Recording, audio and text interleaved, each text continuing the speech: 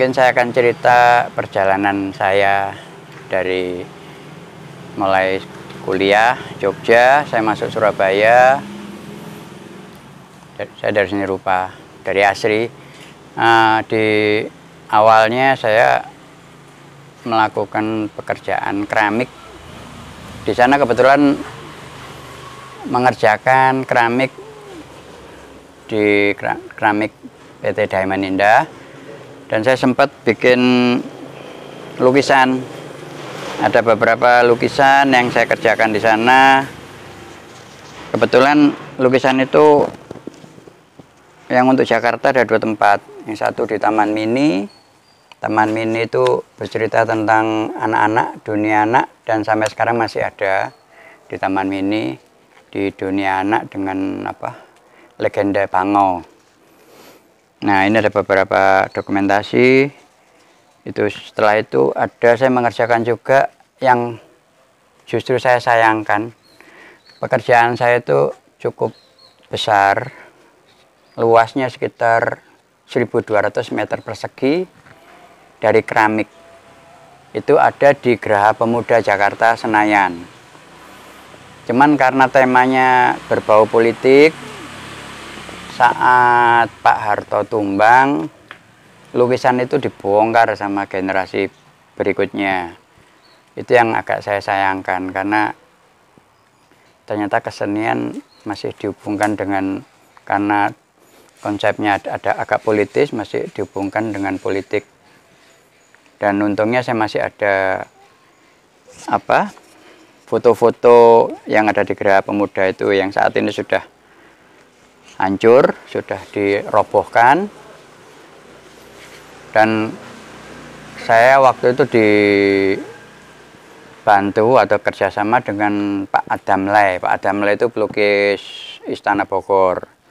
Dan juga dibantu sama teman-teman seniman Surabaya.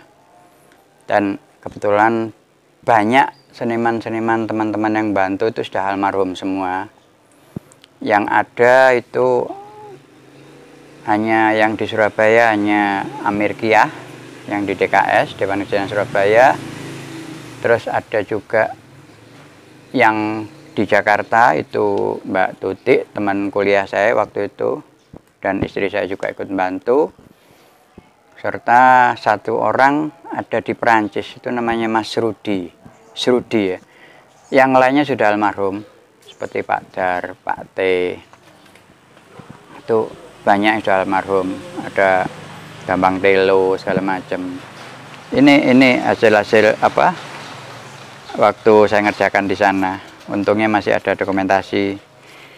Dan ada beberapa lukisan potret beberapa menteri zaman era Orde Baru waktu itu. Terus di samping itu ya di Jalan Cendana juga ada hasil karya saya, cuman kan tidak mungkin terekspos karena di dalam rumah.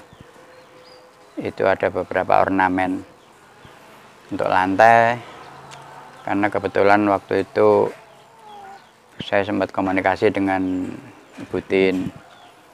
Beliau orangnya baik. Masalah plus minusnya manusia itu lumrah, tapi secara pribadi saya sempat berdialog sangat baik. Terus masalah pekerjaan yang lain juga kadang-kadang mungkin ya aneh-aneh. Saya pernah ngerjakan maketnya kapal PT PAL itu tahun 86. Yang lukisan itu sekitar 85, 86. Terus juga ada proyek-proyek yang sifatnya sebetulnya sipil, pekerjaan sipil, kayak di Plasanya Raya Surabaya, ada di banyak sebetulnya. Patung pun itu juga beberapa dep store waktu itu. Terus lukisan itu kebetulan dulu saya termasuk dianggap kelompok ekstrim di kelompok kepribadian apa di Jogja. Itu setiap dibuka pameran selalu ditutup polisi, ya karena memang dianggap kelompok yang ekstrem. Ada beberapa teman dari Pak Bonyong Group itu banyak sekali, juga banyak yang sudah almarhum juga. Jadi ya itulah cerita-cerita saya waktu zaman-zaman yang lalu. Dan sekarang, sampai sekarang, meskipun kondisi pandemi ini pun saya kan juga harus bergerak terus, karena memang kondisi sekarang juga semua orang juga berat. Seperti di belakang saya ada jet ski, saya juga berusaha akan bermain di sana, karena saya memang untuk teknis pencetakan fiberglass segala macam juga sudah banyak teman juga yang bantu. Waktu saya ngerjakan patung-patung di Surabaya juga teman-teman kuliah semua yang bantu. Ya memang kita harus bergerak. Dulu pernah masalah Gombloh itu pun juga saya sempat meminta Pemkot untuk memberi kesempatan bantu seniman-seniman musik. Memang saya bukan orang musik, tapi juga sempat juga dulu bermain musik di musik barok. Itu mungkin semua tahu, dari Jabo, Sawung Jabo. Itu awalnya kita juga bermain musik bersama-sama, meskipun saya nggak bisa nyanyi tapi tetap jadikan vokalis. Jadi ya itulah perjalanan yang mana dari barok, dari sirkus barok, suami sampai ke kantata takwa. Itu cikal bakalnya sebetulnya dari Jogja, dari anak-anak Surabaya yang kuliah di Jogja.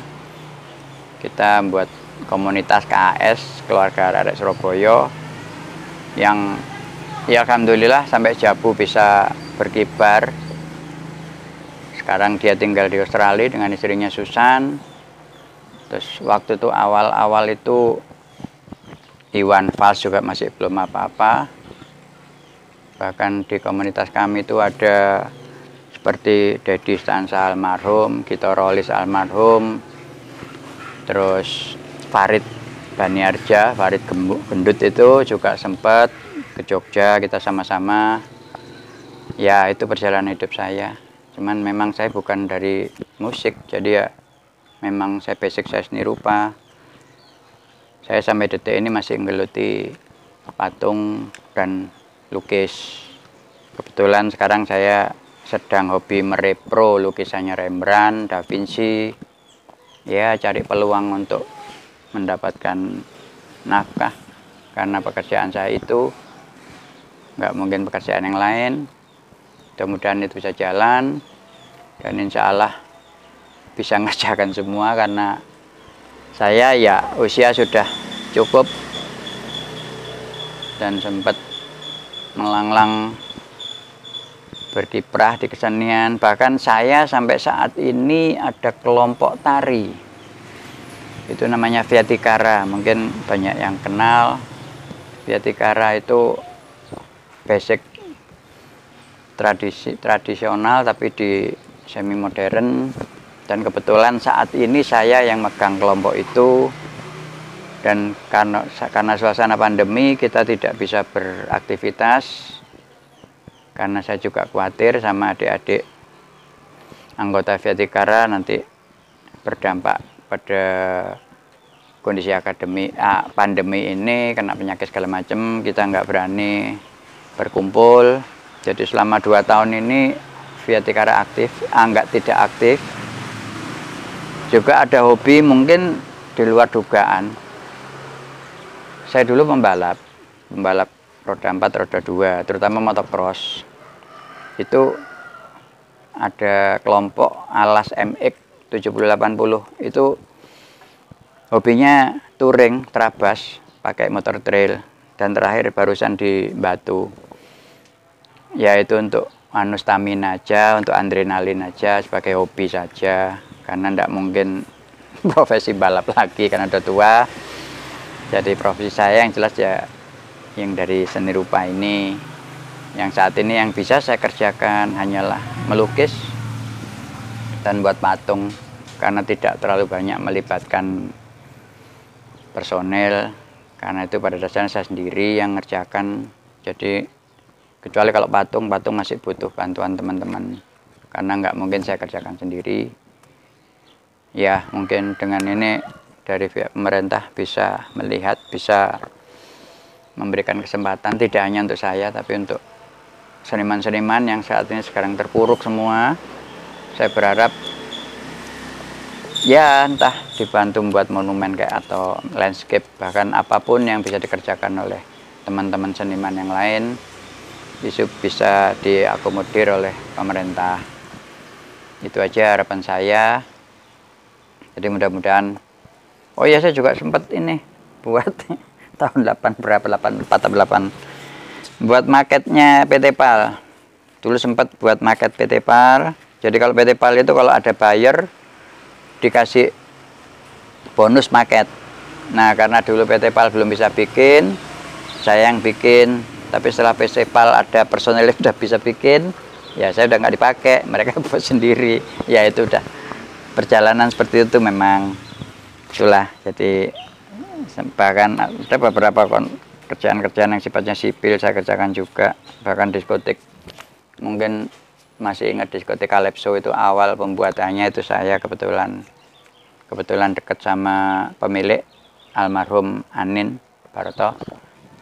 Itu saya sempat melakukan pembuatan interior diskotik yang akhirnya terbakar dan pindah di Kenjeran. Saya udah tidak ikut-ikut, tapi kasihan tuh almarhum dengan usia muda udah meninggal. Ya, itu pekerjaan-pekerjaan saya yang pernah saya lakukan. Dan mudah-mudahan besok seniman-seniman yang muda itu bisa berjalan menapak karirnya sendiri dan tidak usah takut, tidak usah harus percaya diri. Apapun yang dikerjakan yang penting positif dan jujur, terutama itu. Udah, utama jujur, insya Allah akan jalan.